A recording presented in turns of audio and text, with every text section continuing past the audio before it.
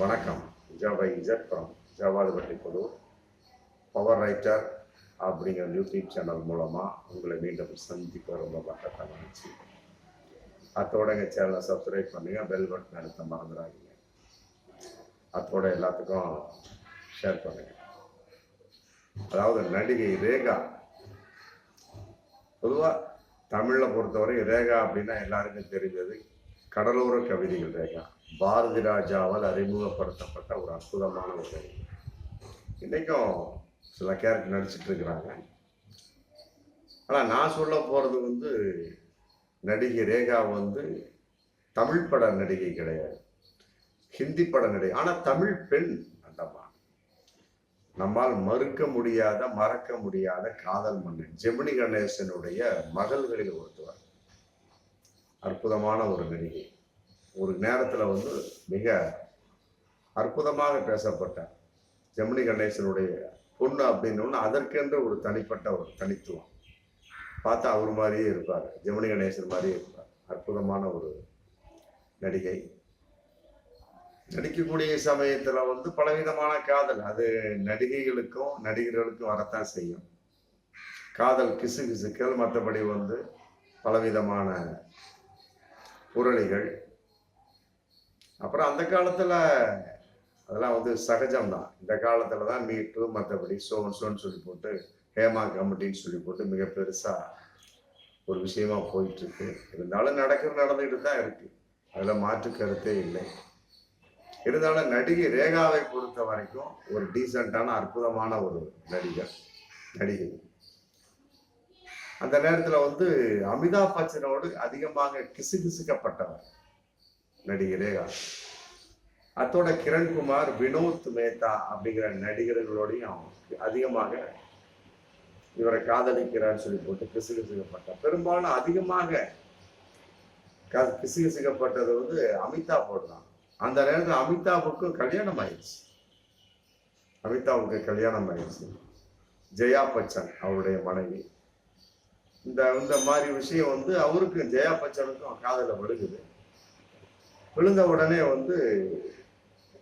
கூட்டிகிட்டு ஃபோன் அடிச்சு மற்றபடி இரவு உணவுக்காக நடிகை ரேகாவை வர சொல்லி, அந்த நேரத்தில் அமிதாப் பச்சன் இல்லாத நேரமாக பார்த்து ரேகா வர சொல்லி ரொம்ப நார்மலா இந்த மாதிரி என்னுடைய கணவன் அவர், எனக்கு அவர் தேவையான ஒரு விஷயம். மற்றபடி என்ன பண்ண முடியும், நீங்க நடிகை விட்டு கொடுத்துருங்க, விட்டு கொடுத்து போங்க, எனக்கு அவர் தேவை சொல்லி போட்டு தனிப்பட்ட முறையிலே பஞ்சா பேசி அவர் மனதை மாற்றியவர் ஜெயா பச்சன் அப்படிங்கிறது அந்த காலத்திலேயே பப்ளிக்கா பேசப்பட்ட ஒரு விஷயம். 1969 நினைக்கிறேன், 1900 ஆமாம். அந்த நேரத்தில் ஒரு படம், அற்புதமான ஒரு படம். அந்த படத்தின் வெளிப்பாடாக தான் ரேகாவுக்கும் இவருக்கு ரொம்ப நெருக்கமான ஒரு தொடர்பு ஏற்பட்டது. அமிதாப்புக்கும் ரேகாவுக்கும் தொடர்பு ஏற்பட்டது. உடனே அதை ஜெயா பச்சன் சொன்ன உடனே விலகிட்டார். சும்மா சொல்லக்கூடாது, ஜெயா பச்சன் சொன்ன உடனே விலகிட்டாரு. இருந்தாலுமே கூட அவர் பார்த்தாரு. அப்புறம் எப்படியாவது தனக்கென்று ஒரு பாதுகாப்பு வேணும் இல்லையா, அது அடிப்படையில் முகேஷ் அகர்வால் அப்படிங்கிறவர் 1990 கல்யாணம் பண்றார். கல்யாணம் பண்ணவர் ஒரு 3 மாசத்துல அவர் தற்கொலை செய்து கொள்கிறார். மிகப்பெரிய ஒரு கோரத்தனமான ஒரு சம்பவம். தற்கொலை செய்து கொள்கிறார். யாரு? முகேஷ் அகர்வால், நடிகை ரேகாவனுடைய முதல் கணவன். எதிர்பாராத ஒரு சம்பவம். அப்படியே நொடிச்சு போயிடுறார். ஏகப்பட்ட ஆறுதல்கள் ஏகப்பட்ட ஆறுதல் சொல்லப்பட்டாலுமே கூட அடுத்ததா ஒரு கல்யாணம் அப்படிங்கிறப்ப அவருக்கு மனசு இடம் கொடுக்கவில்லை. இன்னைக்கு வரைக்கும் அவரு கல்யாணம் ஆகாம வாழ்ந்துட்டு தான் இருக்காரு. ஆமா, அப்படின்னு நம்ம நினைச்சிட்டு இருக்கோம். நடிகையை பொறுத்த வரைக்கும் அப்படித்தான். ஒரு தோல்வி மீறி போனா ஒரு 2 தோல்வி. அதுல விதிவிலக்கு அப்படின்னா ராதிகா, மற்றபடி லக்ஷ்மி. இப்ப சமீபத்துல வனிதா விஜயகுமார் 3 கணவன் 4 கணவன், டைவர்ஸ் கட்ட வேண்டியது டைவர்ஸ் பண்ண வேண்டியது ஒத்து வரலையா, மீண்டும் கட்ட வேண்டியது டைவர்ஸ் பண்ண வேண்டியது. மற்றபடி இறந்து விட்டாலும் கூட மீண்டும் கல்யாணம் செய்து கொள்ள வேண்டும் அப்படிங்கிற வகையில வந்து இந்த 3 நடிகைகள், இன்னும் சில நடிகைலாம் இருக்கிறாங்க. ஆனா சில நடிகைகள் அப்படிலாம் கிடையாது. ஒன்னு ஆகி போச்சு, விட்டுப்பா, இன்னைக்கு தேவையில்லை, நம்ம வாழ்க்கைக்கு எதுவும் ஒத்து வராது அப்படிங்கிற முடிவுக்கு வந்து வாழ்ந்து பல நடிகை இன்னைக்கு அப்படியே வாழ்ந்துட்டு இருக்காங்க. அந்த மாதிரி நடிகையில ஹிந்தி நடிகை ரேகாவும் ஒருவர். இன்னைக்கு வந்து அவருக்கு 69 வயசு ஆகும். அவர் சம்பந்தப்பட்ட வகையில ஒரு புத்தகத்தை வந்து யாசிர் அப்படிங்கிறவர் வந்து எழுதிக்கிறாரு. யாசிர் உஸ்மான் அப்படிங்கிறவர். அதாவது ரேகா தி அன்டோல்டு ஸ்டோரி அப்படின்னு. நம்ம வந்து இதுவரைக்கும் பேசுறத வந்து நாம் கேள்விப்பட்ட, மற்றபடி ஒரு சாதாரண ஒரு விஷயம், எல்லா பெண்கள் ஆண்களுக்கும் உள்ள விஷயம். அது நடிகையாக இருக்கட்டும், மிகப்பெரிய ஒரு தொழிலதிபராக இருக்கட்டும், மற்றபடி யாராக இருந்தாலுமே சரி, சாதாரண ஒரு விஷயம் தான். கல்யாணம் பண்றாங்க, மீண்டும் ஒன்று ட்ரை பண்ணுவாங்க, மீண்டும் ஒன்று விட்டு விட்டு போச்சு, மற்றபடி வந்து தற்கொலை, மற்றபடி ஒத்து வரல, டைவர்ஸ் வச்சுக்கலாம். அதோட எல்லாருக்குமே வந்து மனசுல விட்டு போயிடும். அந்த மாதிரிதான் வந்து நடிகை ரேகாவும் திருமண வாழ்க்கையை விட்டு, இல்லற வாழ்க்கையை விட்டு, மற்றபடி வந்து ஒரு கல்யாண பந்தத்தை விட்டு ஒதுங்கி விட்டார் அப்படிங்கிறது அவங்க இதுவரைக்கும் உள்ள நிலைப்பாடு. ஆனா அந்த புஸ்தகத்துல சொல்ற ஒரு ரகசியம் வந்து இன்னைக்கு மிகப்பெரிய ஒரு வைரலா இன்னைக்கு போயிட்டு. ரேகா தி அன்டோல்டு ஸ்டோரி. யார் எழுதுற? யாசிர் உஸ்மான் அப்படிங்கிற எழுதுறாரு. அவர் என்ன எழுதுறாரு அப்படின்னா, அந்த புத்தகம் இன்னைக்கு வெளிவந்தாச்சு, சக்கப்போடு போட்டுக்கிட்டு இருக்கு. அந்த புத்தகத்துல வந்து ஒரு ரகசியத்தை சொல்றாரு. நம்ம இதுவரைக்கும் கேள்விப்பட்டது ரேகாவுடைய ஒரு முகம், நடிகை ரேகாவுடைய ஒரு முகம். பரவாயில்லப்போ ஒன்றும் இல்லை, செட் ஆகல, கல்யாண வாழ்க்கை அதோட முடிச்சுக்கிட்டார் அப்படின்னாங்க. ஆனால் அவர் தன் உதவியாளரோடு, ஃபர்சானா அப்படிங்கிற உதவியாளரோடு இன்று வரை அவர் லிவிங் டுகெதராக வாழ்ந்து கொண்டிருக்கிறார் அப்படிங்கிற ஒரு அதிர்ச்சிகரமான ஒரு தகவலை வந்து அந்த புத்தகத்துல யாசிர் உஸ்மான் அப்படிங்கிறவர் எழுதுறார். அப்ப நடிகை ரேகா மாத்திரம் இல்லை, எல்லோருமே தனிமையில் இருக்கக்கூடிய பல பெண்கள் அப்படிங்கிற ரேஞ்சு வரக்கூடிய சமயத்துல பெரும்பாலும் நிறைய பெண்கள் வந்து இன்னைக்கு வந்து லிவிங் டுகெதருக்கு ஆசைப்படுகின்றார்கள், அல்லது வாழ்வதற்காக பிறக்கின்றார்கள் சொல்லலாம். 2030 மிகப்பெரிய ஒரு பிரளயமே வெடிக்கலாம் அப்படிங்கிற ஒரு மிகப்பெரிய ஒரு ஆய்வறிக்கையும் போயிட்டு இருக்கு. அந்த நேரத்துல வந்து சிங்கிள் உமன், சிங்கிள் மதர் தான் இருப்பாங்க. மற்றபடி ஆணோடு வாழக்கூடிய பெண்கள் மிக மிக குறைவாக இருப்பாங்க. குறிப்பாக 22 வயசுல இருந்து 44 வயசு கூட பெண்கள், உலக அளவுல 45% பெண்கள் சிங்கிளா தான் இருப்பான், ஆணோடு சேர்ந்தே இருக்க மாட்டான்.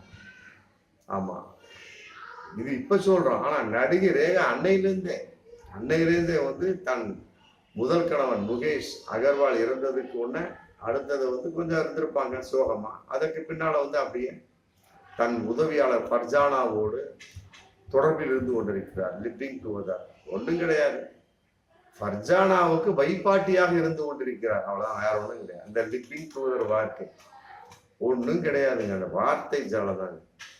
நம்ம காலத்துல வந்து அப்பா அம்மான்னு சொல்லுவோம், இன்னைக்கு மம்மி டாடி. அன்னைக்கு வந்து விளக்கம் மாறணும், இன்னைக்கு பட்டு குஞ்சம்னு சொல்றாங்க. ஆமா, ஒரு அம்மாவோட நான் அன்னைக்கு பார்த்தேன், ப்ரூம்ஸ் இருக்கா அப்படின்னு கேட்டுச்சு. என்னன்னு கேட்டா வந்து விளக்கமா, வேற ஒன்றும் கிடையாது. அந்த அம்மா வந்து டிப்டாப்பா கண்ணாடி போட்டுக்கிட்டு, லிப்ஸ்டிக் போட்டுக்கிட்டு, ஜம்முன்னு கோட்டு மாதிரி ஒரு சுடிதாரை போட்டுக்கிட்டு, ஹை ஹீல்ஸ்லாம் பார்த்தா நம்மளே அசந்து போயிடுவோம். என்ன அசந்து என்ன பண்றது? எங்க சொந்தக்காரர் ஒருத்தர் சொல்லுவார், ஆமா என்ன ஒன்று என்னப்பா பண்றது, அடுப்பு ஊதுறது தப்புதான் பெண்களுக்கு அப்படின்னா. இல்லம்மாங்க மாமா அப்படி, அவர் மாமன் தான் இல்ல மாமா அப்படி, அப்ப என்ன அதை பத்தி பேசாதப்பா அப்படின்ட்டாங்க, முடிஞ்சு போச்சு. அப்ப என்ன உடை அலங்காரங்கள் மற்ற சோர்ஸா இருந்தாலும் சரி, ப்ரூம்ஸ்ன்னு கேட்கக்கூடிய அளவுக்கு பெண்ணோட நிலைமை இருக்கக்கூடிய சமயத்திலையும், மற்றபடி வந்து கல்யாணத்துக்கு பின்னால் ஒத்து வரல அப்படிங்கிறப்ப லிவிங் டுகெதராக வாழக்கூடிய ஒரு சூழல் இருக்கக்கூடிய சமயத்துல இப்ப பெண்கள் நார்மல், அவ்வளவுதான், முடிஞ்சு போச்சு. அவன் சுடிதார் போட்டா என்ன, அப்புறம் கண்ணாடி அணிஞ்சான்னா, மற்றபடி ஹை ஹீல்ஸ் போட்டா என்ன, அதெல்லாம் ஒண்ணுமே கிடையாது. அதன் அடிப்படை தான் நடிகை ரேகாவுடைய வாழ்க்கை அப்படியே இன்னைக்கு போயிட்டு இருக்கு. நடிகை ரேகா இன்னும் இருக்கின்றார். அந்த புத்தகத்துல வந்து மிக அரிதான ஒரு சம்பவங்களை, இந்த ஒரு சம்பவமும் எழுதப்பட்டிருக்கிறது அப்படிங்கிறது இன்னைக்கு ரொம்ப வைரலா போயிட்டு இருக்கு. எல்லாரும் வந்து கல்யாண வாழ்க்கை வேணாம், துறவரம் மேற்கொண்டு விட்டால் சன்னியாசியா வாழ்ந்து ஒரு நம்ம நினைச்சிட்டு இருக்கோம். பல பெண்கள் அப்படிதான் நினைச்சிட்டு இருக்காங்க. ஆனா அப்படி கிடையாது. ஒரு சம்பவம் நடந்ததுக்கு பின்னாலதான் தெரியும். லவ் சம்பந்தப்பட்ட வயது பார்த்தோம்னா கூட, ஆமா பரவாயில்லப்பா, என் பொண்ணு வந்து காதலிச்சா, நான் வேணான்ட்டேன், உடனே வந்து இன்னொருத்தரோட கட்டிக்கிட்டு இன்னைக்கு வந்து 10 வருஷம் வாழ்ந்துகிட்டு இருக்கா, 2 குழந்தைய பத்திரா, நம்ம பெருமை பேசிட்டு இருப்பான். திடீர்னு ஒரு நாள் வரும், ஆமா கள்ளக்காதலனோடு சேர்ந்து கணவனை கொன்ற மனைவி கைதுன்னு வரும். அந்த மாதிரி நடந்துட்டு பல விதமான சம்பவம். அப்ப என்ன பண்ணுவீங்க? வாயை சுத்தி மூடிக்க வேண்டியதான். அந்த மாதிரிதான் நடிகையாக இருக்கட்டும், மற்றபடி நார்மல் பெண்ணாக இருக்கட்டும், எல்லாருமே சரி, இல்லற வாழ்க்கை ஒப்புக்கொள்ளவில்லையா, அடுத்தது கல்யாணம் கட்டிக்கிங்க. ஒத்துக்கலையா சன்னியாசம், மற்றபடி வந்து துறவர வாழ்க்கை, மற்றபடி தனிப்பட்ட முறையில் வாழக்கூடிய சூழல்.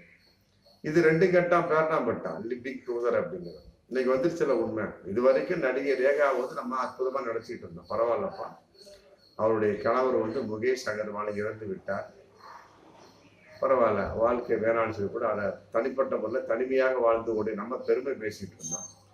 யாசிர் ஹுசேன்கிறவர் தன்னுடைய இதுல புத்தகத்தில் எழுதியிருக்காரு, ரேகா தி அன்டோல்டு ஸ்டோரி தான். அதெல்லாம் ஒண்ணும் கிடையாது. நடிகை ரேகாலாம் சும்மாலாம் இருக்க கிடையாது. தன்னுடைய உதவியாளர் ஃபர்ஜானாவை வச்சுக்கிட்டு இன்னைக்கு வரை லிவிங் டுகெதரா வாழ்ந்துட்டு இருக்காரு. முடிஞ்சு போச்சு. அப்ப தேவைப்பட்டா கூப்பிடுவாரு, போவாரு, முடிஞ்சு போச்சு. ஆமா, இதுக்கு எதுக்கு ஹேமா கமிட்டி மீட் விடலாம்? ஒண்ணுமே தேவையில்லை. இந்த காலத்தை நடிகைகள் அப்படியே இருந்துட்டு இருக்காங்க. இந்த காலத்திலே பல விதமான நடிகர்களுக்கு தான் செய்யறாங்க. சில நடிகைகள் வந்து வாய்ப்பு இல்லாத நடிகைகள், மற்றபடி முரண்பட்ட நடிகைகள், மற்றபடி வந்து சும்மா விடக்கூடாது இவனை, நமக்கு அன்னைக்கு ஒரு முக்கியமான ஒரு படத்துல சான்ஸ் தரல அப்படிங்கிற வழுக்கரான ஒரு நடிகைகள் வந்து இன்னைக்கு வந்து பல விதமா பேசிட்டு இருக்காங்க. ஆனா அவங்க நடக்கிறது நடந்துகிட்டு தான் இருக்குதுங்க சினிமாவில். அதில் மாற்று கருத்தே இல்லை. பார்ப்போம் மீண்டும் அடுத்த வீடியோ. நன்றி.